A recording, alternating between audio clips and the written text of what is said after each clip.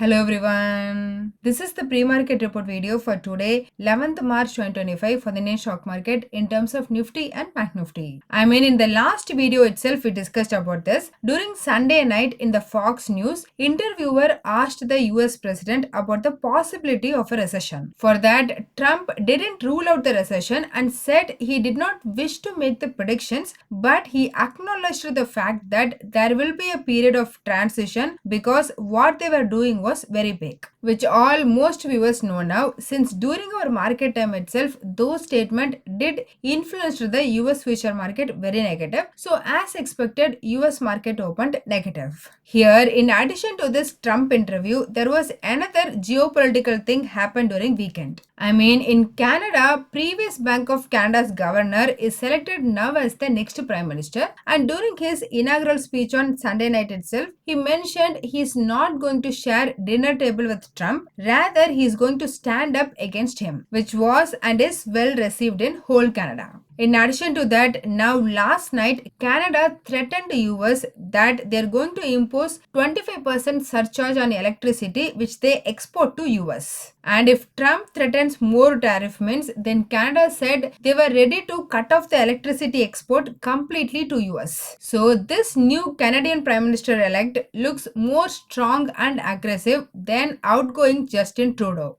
Because of that, it increases the fear among the investors regarding the full-blown tariff war. Hence, last night US market crashed. In one single day, Dow Jones crashed near 900 points, S&P 500 was down by 2.69% and Nasdaq was the major dragger, crashed 4%. For comparison, 4% Nifty down will be equivalent for roughly 1000 points. In Bank Nifty case, it's around 2000 points down in one single day. So, it's a very clear panic selling in US. US VIX increased near 20% and moved to 28. In that bloodbath, Tesla was the major dragger. Since in US during weekend, there was over 350 protests against Tesla in all over US in some of the Tesla facilities and Tesla showroom. So Tesla share price was down over 15% and in the aftermarket hours offline it continued its downtrend for another 2%. Hence, now all the Trump election win related rally was gone. Then about oil, it's obvious recession fear increased the demand concern. So oil price went further down. At the time of this video, WTI crude trading at 65.5 US dollars per barrel and Brent crude closed around 69 US dollars per barrel. Regarding Indian ADR, as it is last night, only ICICI Bank closed positive. All others closed negative. Especially both the IT stocks ADR dropped over 2%. Hence, if we calculate the arbitrage with the dollar premium, only ICICI Bank ADR indicating positive, then both IT ADR and HDFC Bank ADR, all three having the negative arbitrage difference of 1 to 1.5%. Reliance GDR closed 5 hours before this US market carnage. So for now, it's showing positive bias, but that doesn't mean it's positive. However, GIFT Nifty was not that bad. Today early morning it traded at 22,425, equating that with the spot market. For now, it's indicating gap down opening of 80 to 100 points. Now, coming to ICICI Bank positiveness, yesterday evening, ICICI Bank won the NCLAT case. Last year around August 2024, ICICI Bank made an announcement that they're going to delist the ICICI Securities from the stock market. For that, ICICI Securities minority shareholders challenged those in NCLAT. Now that case was dismissed, so ICICI Bank now can delist the ICICI Securities from the stock market and they can merge it with ICICI Bank. So ICICI Bank ADR alone increased even last night. Moving on, institution-wise in the cash market, yesterday too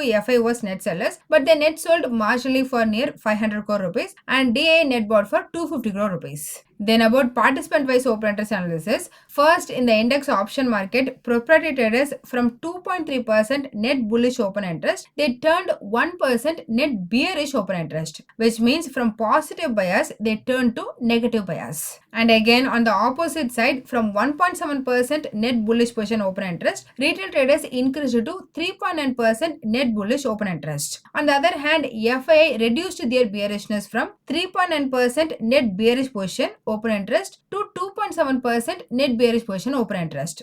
So still negative but reduced compared to last Friday. Future market no major change. If required, please pause and have a look. Overall, still FIA makes more money if market goes down, whereas retail traders makes more money if market goes up. On the other hand, as we discussed earlier, proprietary traders were neutral with negative bias. As a summary, US market crashed, Indian IT areas indicating 2% negative opening. However, GIFT Nifty was not that bad. For now, it's indicating only a gap down opening of 80 to 100 points. Here, one positive, after yesterday night US market sell-off, now Trump government downplaying the tariff. So not sure, maybe this downplay might support global momentum, but it's not visible in US future market. It is down more now. Then, as per stock of interest, Phoenix Limited, BSE, Hindustan Petroleum, Birlasoft, Dixon Technologies, and IRFC were some of the stocks that got an increase in open interest along with a negative close, indicates the short build-up. On the other hand, Torrent Power, Patanjali, Policy Bazaar, Adani Energy Solution, ITC, and Muthoot Finance are some of the stocks that got an increase in open interest with a positive price close, which means these stocks got the long build-up.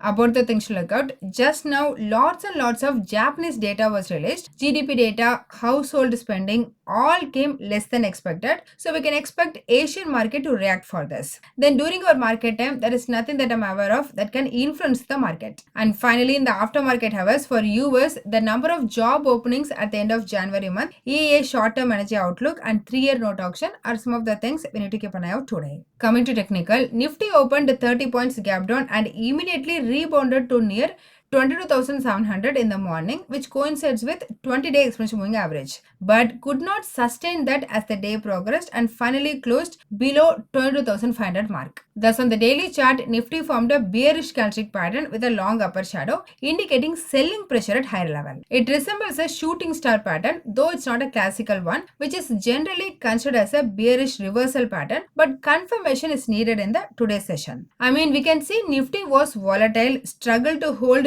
22,500 throughout the day and found resistance at 20 exponential moving average, which led to a decline towards 22,400. Hence, going forward, 22,400 might continue to act as the crucial support, and on the higher end, resistance is at 22,700, above which the overall sentiment could also strengthen. In case of Bank Nifty, it opened around 200 points gap down and underperformed Nifty, then closed at below 48,500. Thus, on the daily chart, Bank Nifty also formed a small bearish candle with a long upper shadow. Again, it's also indicating selling pressure. In addition, it continued the lower high formation for another session and remained below all key moving averages with a negative crossover in RSI momentum indicator. Hence, on the upside, immediate target is at 48,900 with strong support at 47,850 to 48,100 zone. As per the weekly options data, the maximum call option open interest was at 23,000 strike, followed by 23,500 and 22,700, with maximum new call option rating at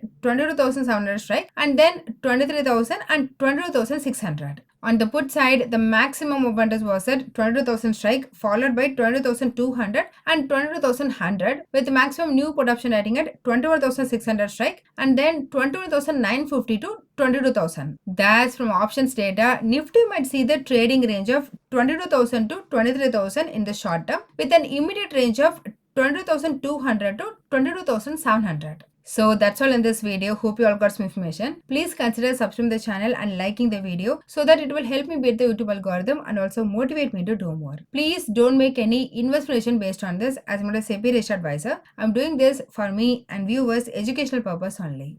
Thanks for watching.